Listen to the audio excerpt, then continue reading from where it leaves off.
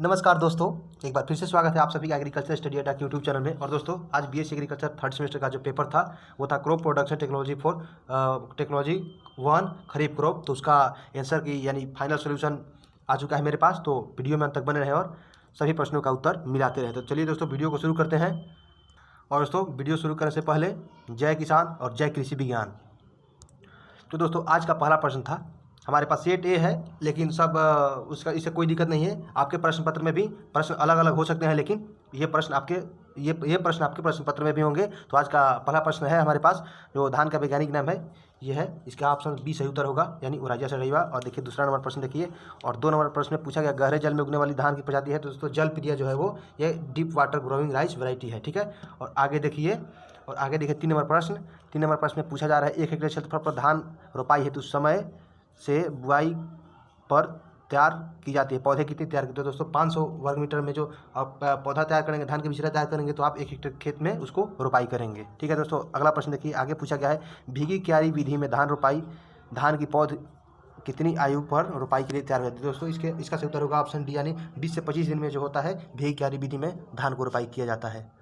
और दोस्तों अगला प्रश्न देखिए, 5 नंबर प्रश्न में पूछा गया है, धान के पूर्ण जीवन काल में औसत तापक्रम की आवश्यकता होती है। तो दोस्तों जो 21 से 37 डिग्री होती है ये औसत तापक्रम होती है धान की फसल में, ठीक है दोस्तों। इसके लिए 5 नंबर प्रश्न का सही उत्तर होगा ऑप्शन सी। और 6 नंबर प्रश्न देखिए, झोंका एक बीमारी है। तो दोस्तों झोंका जो है एक धान की बीमारी है, ठीक है दोस्तों। और आगे का प्रश्न देखिए, आगे पूछा गया मक्का की फसल के लिए मृदा का उपयुक्त पीएच मान। तो दोस्तों इसके लिए होगा सही उत्तर जो 5.5 से 7.5 होगा। और 8वां प्रश्न देखिए, 8वां प्रश्न में पूछा गया पूसा विवेक QU PM9 संकर प्रजाति है। दोस्तों ये मक्का की एक संकर प्रजाति है, ठीक है दोस्तों। और आगे देखें, और दोस्तों अगला प्रश्न देखिए, दोस्तों अगला प्रश्न में पूछा गया है, बाजरा में खरपतवार नियंत्रण के लिए अंकुरण पूर्व उपयोग की जाने वाली कवकनाशी। तो दोस्तों इसका सही उत्तर होगा पैराक्वेट 2.0 यानी 2 किग्रा सक्रिय तत्व प्रति हेक्टेयर के हिसाब से आप इसका इस्तेमाल करते हैं बाजरा में खरपतवार नियंत्रण के लिए। और आगे का प्रश्न देखिए, आगे पूछा गया है, संकर मक्का के लिए संस्तुत उर्वरक दर। तो दोस्तों इसका सही उत्तर होगा जो नाइट्रोजन होगा 120 किलो और फास्फोरस होगा 60 किलो और पोटास होगा 40 किलो, इसलिए इसका सही उत्तर होगा ऑप्शन सी। और आगे का प्रश्न देखिए, आगे पूछा गया है, और दोस्तों आगे पूछा गया है जंगली धान खरपतवार का वैज्ञानिक नाम। तो दोस्तों इसका सही उत्तर होगा इकाइनोक्लोआ कोलोना, ठीक है दोस्तों। इसका सही उत्तर होगा ऑप्शन ए। और दोस्तों वीडियो को लाइक कर दीजिए झट से, और चैनल को बिल्कुल सब्सक्राइब कीजिए, क्योंकि हर दिन इस पर आंसर की आते रहेंगे। चलिए दोस्तों वीडियो को झट से लाइक कीजिए। और अगला प्रश्न देखिए, और अगला प्रश्न है दोस्तों, CSR10 एक प्रजाति है। तो दोस्तों ये धान की एक प्रजाति है, ठीक है दोस्तों। इसका सही उत्तर ऑप्शन सी होगा। और आगे का प्रश्न देखिए, आगे पूछा गया है मक्का का सफ़ेद कली का रोग किस तत्व की कमी से होता है। तो दोस्तों ये जिंक की कमी से होता है, ठीक है दोस्तों। और दोस्तों झट से वीडियो को लाइक कीजिए। और अगला प्रश्न देखिए, आगे का प्रश्न में पूछा गया है, मक्का में नाइट्रोजन की मात्रा खड़ी फसल में निम्नलिखित अवस्थाओं पर देते हैं। तो दोस्तों जब मक्का का ऊंचाई और घुटना एवं नर मंजरी की अवस्था होता है, जिसे धनहरा बोलते हैं, इसलिए इसका सही उत्तर होगा ऑप्शन ए, यानी घुटना की ऊंचाई एवं नर मंजरी अवस्था पर जो मक्का में नाइट्रोजन की मात्रा को दिया जाता है, ठीक है दोस्तों। और आगे देखिए, आगे पूछा गया है, ज्वार की फसल की क्रांतिक अवस्थाएं इस समय मृदा में नमी कम नहीं होनी चाहिए। दोस्तों इसका सही उत्तर होगा ऑप्शन सी, यानी पुष्पन एवं दाना भरते समय जो ज्वार की फसल है उस समय खेत में नमी का कमी नहीं होना चाहिए, ठीक है दोस्तों। और आगे देखिए, आगे पूछा गया है बाजरा की संस्तुत बीज दर प्रति हेक्टेयर। तो दोस्तों बाजरा 1 हेक्टेयर में 4 से 5 किलोग्राम बोया जाता है, ठीक है दोस्तों। आगे बढ़ते हैं। और दोस्तों अगला प्रश्न में पूछा गया है, तिल के फलों को कहते हैं। तो दोस्तों तिल के फलों को क्या कहते हैं, कैप्सूल कहते हैं, ठीक है दोस्तों, क्योंकि उसका आकार कैप्सूल के आकार का होता है। और आगे देखिए, आगे पूछा जा रहा है, ज्वार के कंडुआ रोग का कारक है। तो दोस्तों जो ज्वार का कंडुआ रोग है इसका कारक है एस्फेसिलोथिका सरघाई है, इसलिए इसका सही उत्तर होगा ऑप्शन सी, ठीक है। और आगे देखिए, आगे पूछा जा रहा है, बाजरा की संकर प्रजातियों की बुआई खाली स्थान दूरी पर करते हैं। दोस्तों बाजरा की संकर प्रजातियों की बुआई जो होता है 45 सेंटीमीटर गुना 10 से 12 सेंटीमीटर पर किया जाता है, ठीक है दोस्तों। आगे देखिए, अगला प्रश्न पूछा गया है, सोयाबीन की फसल की बुआई खाली स्थान दूरी पर करते हैं। तो इसका सही उत्तर होगा ऑप्शन ए, यानी 45 से 60 सेंटीमीटर गुना 5 सेंटीमीटर पर सोयाबीन की फसल को बोया जाता है। और दोस्तों अगला प्रश्न पूछा गया है, अरहर की फसल पाले के प्रति अत्यधिक संवेदनशील होती है। तो दोस्तों कब होती है, पुष्पन के समय, ठीक है दोस्तों, यानी जब अरहर में फूल आता है उस समय ठंड का मौसम भी रहता है, तो उस समय अरहर पाले के प्रति अत्यधिक संवेदनशील होते हैं, ठीक है दोस्तों। आगे देखिए, आगे पूछा जा रहा है, अरहर की फसल में सिंचाई की क्रांतिक अवस्था। तो दोस्तों शाखा बनते समय एवं दाना बनते समय, इसका सही उत्तर होगा ऑप्शन बी। और आगे देखिए, मूंग का उत्पत्ति स्थल है। तो दोस्तों इसका सही उत्तर होगा, तो दोस्तों इसका सही उत्तर होगा ऑप्शन सी, यानी मूंग का जो उत्पत्ति भारत में हुआ था, ठीक है दोस्तों। आगे देखिए, तूरपोट फ्लाई हानिकारक कीट है। तो दोस्तों ये अरहर का हानिकारक कीट है। और आगे बढ़ते हैं। और दोस्तों अगला प्रश्न पूछा गया है, पंत 19 एक प्रजाति है, तो दोस्तों ये एक मूंग की प्रजाति है, ठीक है। और आगे देखिए, आगे का प्रश्न पूछा जा रहा है, मूंग की अच्छी कृषि क्रियाओं के साथ उपज कुंटल प्रति हेक्टेयर होती है, तो दोस्तों 12 से 15 कुंटल ये मूंग का औसत उपज होता है अगर सस्य क्रियाएं कृषि क्रियाएं अच्छी तरह से की जाए तो, ठीक है दोस्तों। और आगे का प्रश्न देखिए, आगे पूछा जा रहा है, अरहर को सामान्य नाम से जानते हैं, तो दोस्तों अरहर को रेड ग्राम के नाम से भी जाना जाता है, ठीक है दोस्तों। और आगे देखिए 28 नंबर प्रश्न पूछा गया है, उर्द की खरीफ मौसम में बुआई के लिए संस्तुत पंक्ति से पंक्ति की दूरी है, तो दोस्तों ये जो उर्द का खरीफ में बुआई के लिए दूरी है वो 40 से 45 सेंटीमीटर, ठीक है। और दोस्तों अगला प्रश्न देखिए, सोयाबीन का प्रमुख उत्पादक राज्य है, तो दोस्तों जो महाराष्ट्र है, मध्य प्रदेश है, सबसे अधिक सोयाबीन का उत्पादन करता है। और दोस्तों अगला प्रश्न देखिए, अहिल्या एक प्रजाति है, तो दोस्तों अहिल्या क्या है, अहिल्या जो है एक सोयाबीन की प्रजाति है, ठीक है दोस्तों। और दोस्तों अगला प्रश्न देखने से पहले अब वीडियो को झट से लाइक कीजिए और चैनल को बिल्कुल सब्सक्राइब कीजिए। चलिए अगला प्रश्न भी देखते हैं, आगे पूछा जा रहा है, गुच्छेदार मूंगफली की संस्तुत बीज दर किलोग्राम प्रति हेक्टेयर है, तो दोस्तों गुच्छेदार जो मूंगफली होती है उसका संस्तुत बीज दर जो है वो 100 से 120 किलोग्राम होता है, ठीक है। और आगे देखिए, आगे पूछा रहा है, मूंगफली के बीज में सामान्यतः प्रोटीन और तेल का प्रतिशत क्रमशः पाया जाता है, तो दोस्तों इसका सही उत्तर होगा ऑप्शन बी, यानी 22 एवं 40। और दोस्तों अगला प्रश्न देखिए, आगे पूछा जा रहा है, सोयाबीन की खरीफ मौसम में बुआई का उपयुक्त समय है, तो दोस्तों जून का तीसरा सप्ताह से जुलाई का प्रथम पखवाड़ा तक इसका बुआई किया जाता है, ठीक है दोस्तों, खरीफ मौसम में। और आगे देखिए दोस्तों, आगे पूछा जा रहा है आपसे, मूंगफली के लिए खेत की गहरी जुताई क्यों नहीं की जाती है, क्योंकि दोस्तों मूंगफली की गहरी जुताई करने पर खेत की सतह में पेग का निर्माण में कठिनाई होती है, ठीक है दोस्तों। और अगला प्रश्न भी देख लीजिए दोस्तों, आगे पूछा है, तिल का वैज्ञानिक नाम, दोस्तों ये प्रश्न हल्का है, इसका सही उत्तर होगा ऑप्शन बी, यानी सीसमम इंडिकम।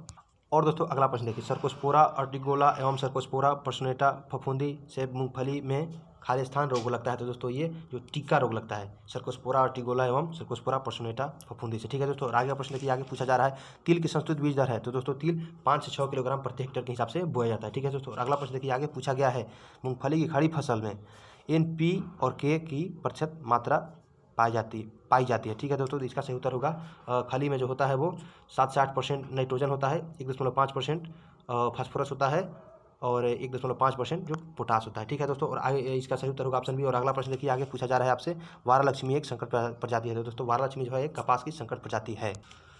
और दोस्तों इस प्रश्न में पूछा गया है, अमेरिकन कपास की सामान्यतः बुआई की जाती है, तो दोस्तों अमेरिकन कपास की जो बुआई होता है वो 90 सेंटीमीटर गुना 45 सेंटीमीटर के दूरी पर बोया जाता है, ठीक है दोस्तों। अगला प्रश्न देखिए, और अगला प्रश्न में पूछा गया, सफ़ेद गरब कीट मूंगफली के पौधों के किस भाग को प्रभावित करता है, तो दोस्तों ये जो सफ़ेद गरब कीट होता है ये बहुत हरामी कीट होता है, ये जो जड़ को काट देता है, ठीक है। और आगे देखिए, और दोस्तों आगे पूछा जा रहा है, सोयाबीन की अच्छी प्रबंधकीय क्रियाओं से दाने की उपज कुंटल प्रति हेक्टेयर होती है, तो दोस्तों 30 से 35 कुंटल दाने आपको उपज हो जाएंगे अगर आप फसल की देखभाल अच्छी तरीके से करते हैं तो, ठीक है दोस्तों। और आगे देखिए, आगे पूछा जा रहा है आपसे, कपास में डिफ्यूजिंग क्रिया मदद करती है, तो किसके लिए मदद करती है, बीज के भंडारण के लिए। डिफ्यूजिंग मतलब क्या होता है, उसमें जो कपास का बीज में लगे होते हैं, क्या बोलते हैं उसको, रुई लगे होते हैं, उसको निकाला जाता है, ठीक है। और अगला प्रश्न देखिए दोस्तों, इस प्रश्न में आपसे पूछा जा रहा है, कपास में गुलर की तुड़ाई शुरू हो जाती है, तो दोस्तों कब से शुरू होता है, अक्टूबर मध्य से, यानी अक्टूबर के 15 तारीख से लगभग कपास से गुलर की तुड़ाई शुरू हो जाती है, ठीक है दोस्तों। और आगे देखिए, आगे पूछा जा रहा है, जूट की उगाई जाने वाली प्रजाति है, तो दोस्तों कार्कोरस कैप्सुलरिस एवं कार्कोरस ओलिटोरियस, ये दोनों जो है कृषित प्रजाति है, इन्हीं दोनों को उगाया जाता है, बाकी के और जो प्रजाति होते हैं वो जंगली होते हैं, ठीक है दोस्तों। और आगे देखिए, आगे पूछा जा रहा है, कपास के रेशे का गुणवत्ता का मानक नेपीनेस प्रदर्शित करता है, तो दोस्तों क्या प्रदर्शित करता है, लेंथ ऑफ फाइबर, यानी रेशे की लंबाई प्रदर्शित करता है, ठीक है दोस्तों। आगे देखिए दोस्तों, आगे आपसे पूछा जा रहा है, जूट की खेती के लिए मृदा का उपयुक्त पीएच मान, तो दोस्तों इसका सही उत्तर होगा ऑप्शन डी, यानी जब 6 से 7.5 पीएच मान होगा जिस खेत का, उसमें जो जूट का उत्पादन है बहुत अच्छा होगा, ठीक है दोस्तों। और आगे देखिए, और दोस्तों अगला प्रश्न देखिए, आपसे पूछा जा रहा है, जूट खाली स्थान परिवार का सदस्य है, ठीक है। तो जूट क्या है, टिलियेसी फैमिली का एक, यानी ये जो है सही उत्तर होगा, इसको यहाँ भर दीजिएगा तो सही उत्तर हो जाएगा, ठीक है, यानी जूट एक टिलियेसी परिवार का सदस्य है, ठीक है दोस्तों। और अगला प्रश्न देखने से पहले यार फिर बोल रहे हैं, वीडियो को लाइक नहीं किया तो झट से लाइक कीजिए, और चैनल को तो सब्सक्राइब आपको करना जरूरी इसलिए हो जाता है क्योंकि इस पर हर प्रश्न पत्र का सही आंसर किया जाएगा, ठीक है दोस्तों। बिना परेशानी के देखने के लिए चैनल को सब्सक्राइब कीजिए और बेल आइकन को दबाइए, ताकि वीडियो डालते ही नोटिफिकेशन आपके फोन पर हो और आप सही उत्तर मिला सके। चलिए दोस्तों, वीडियो को शुरू करके अगला प्रश्न पर बढ़ते हैं। और अगला प्रश्न है दोस्तों, सफ़ेद जूट की संस्तुत बीज दर किग्रा प्रति हेक्टेयर है, तो दोस्तों इसका सही उत्तर हो गया, यानी 6 से 8 किलो है जो इस सफ़ेद जूट का संस्तुत बीज है प्रति हेक्टेयर के लिए, ठीक है दोस्तों। इसका सही उत्तर होगा ऑप्शन सी। और आगे देखिए, आगे पूछा जा रहा है आपसे, लोबिया को चारे के उद्देश्य से उगाने पर हरे चारे की उपज प्रति कुंटल होता है। तो दोस्तों 250 से 300 कुंटल प्रति हेक्टेयर के हिसाब से लोबिया को अगर चारे के उद्देश्य से उगाते हैं तो आपको उत्पादन मिलेगा, यानी इसका सही उत्तर होगा ऑप्शन बी। और आगे देखिए, आगे पूछा जा रहा है आपसे, आगे पूछ रहा है आपसे UPC 5286 एक प्रजाति है। तो दोस्तों किसकी प्रजाति है? लोबिया की प्रजाति है, ठीक है दोस्तों, जिसको बिहार में बोरो कहते हैं।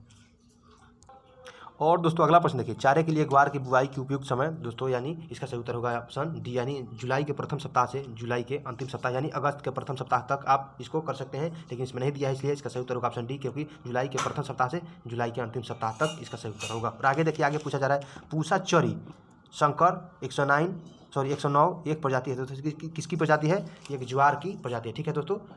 और आगे देखिए, आगे पूछा जा रहा है आपसे, बजरा में अर्गट बीमारी होता है तो किसके द्वारा होता है दोस्तों? इसका सही उत्तर होगा क्लेविसेप्स फ्यूजिफॉर्मिस के कारण होता है, ठीक है दोस्तों। अगला प्रश्न देख लीजिए और इसका सही उत्तर होगा ऑप्शन ए। तो दोस्तों अगला प्रश्न भी देख लीजिए, यहाँ पर पूछा जा रहा है आपसे, दुर्गापुर सफ़ेद एक प्रजाति है तो किसकी प्रजाति है दोस्तों? ये एक ग्वार की प्रजाति है, ठीक है, गंवार नहीं ग्वार, जिसको इंग्लिश में क्लस्टर बीन कहते हैं, इसका प्रजाति है, ठीक है। और आगे देखिए, आगे आपसे पूछा जा रहा है नेपियर घास की जड़ों के टुकड़े की रुपाई खाली स्थान दूरी पर करते हैं। तो दोस्तों इसका जो रुपाई होता है 30 सेंटीमीटर गुना 60 सेंटीमीटर की दूरी पर किया जाता है नेपियर घास के जड़ों का रुपाई, ठीक है दोस्तों। और अगला प्रश्न की आगे आपसे पूछ रहा है प्रश्न में, नेपियर घास का वैज्ञानिक नाम। दोस्तों ये प्रश्न तो अगर आप नेपियर घास पढ़ेंगे तो सबसे ऊपर ही पढ़ने को मिला होगा, इसका सही उत्तर होगा पेनिसेटम पर्प्यूरियम, ठीक है दोस्तों, यानी इसका सही उत्तर होगा ऑप्शन सी। और दोस्तों अब अगला प्रश्न पर बढ़े इससे पहले फिर से रिक्वेस्ट, वीडियो को झट से लाइक कीजिए और चैनल को फट से सब्सक्राइब कीजिए। वीडियो को लाइक करने में ना आपको पैसा लगेगा, ना सब्सक्राइब करने में पैसा लगेगा, बल्कि आपको आंसर मिलाने में रोज़ का रोज़ आसान होगा। तो चलिए दोस्तों जल्दी से लाइक कीजिए और सब्सक्राइब कीजिए। और दोस्तों अगला प्रश्न देखिए, आगे पूछा जा रहा है नेपियर फसल की रुपाई के कितने दिन बाद पहली कटाई के लिए तैयार हो जाता है। तो दोस्तों जब नेपियर घास को आप बोएंगे तो उसके बोने के 70 से 80 दिन बाद आप उसका पहला कटाई कर सकते हैं, ठीक है दोस्तों। इसको चारे के लिए बोया जाता है। और आगे देखिए, आगे पूछा जा रहा है आपसे, फसल में संतुलित उर्वरक उपयोग मदद करता है। तो फसल में अगर आप उर्वरक देते हैं तो क्या करता है? फसल उत्पादन को बढ़ाने में मदद करता है, उत्पादन गुणवत्ता बढ़ाने में मदद करता है एवं मृदा उत्पादकता को भी बढ़ाने में मदद करता है, इसलिए इसका सही उत्तर होगा ऑप्शन डी, यानी उपयुक्त सभी के लिए। और आगे देखिए दोस्तों, अगला और आखिरी प्रश्न है दोस्तों, अगला और आखिरी प्रश्न पूछा गया है, कपास में राई और बिनौला को अलग करना कहलाता है। दोस्तों इसको क्या कहते हैं? जीनिंग कहते हैं, ठीक है दोस्तों। तो आज का वीडियो यही समाप्त होता है। और वीडियो समाप्त करने से पहले आप लोगों से रिक्वेस्ट, रोज़ आंसर की देखने के लिए इस चैनल को जरूर सब्सक्राइब करें। वीडियो को यहाँ तक देखने के लिए आप लोगों का बहुत बहुत धन्यवाद। जय किसान, जय कृषि विज्ञान दोस्तों।